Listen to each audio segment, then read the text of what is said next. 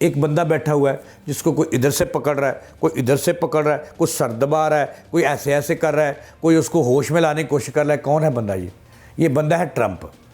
आपने देखा ना, ट्रंप को आप जानते नहीं, अमेरिकी सदर है जिसको दौरे पड़ना शुरू हो गए हैं।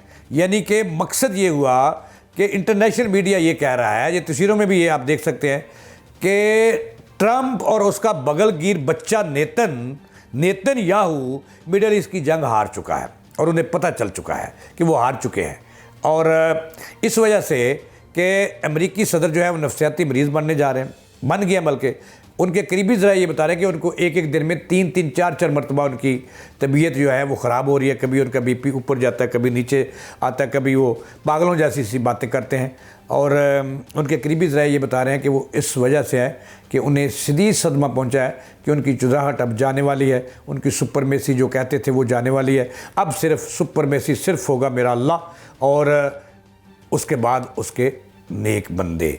बाकी ईरान ने मत मार दी है नेतन्याहू की भी और ट्रंप की भी, और अब उसको दौरे पड़ रहे हैं। नफसियाती मरीज़ बन गया जंग हारने के बाद।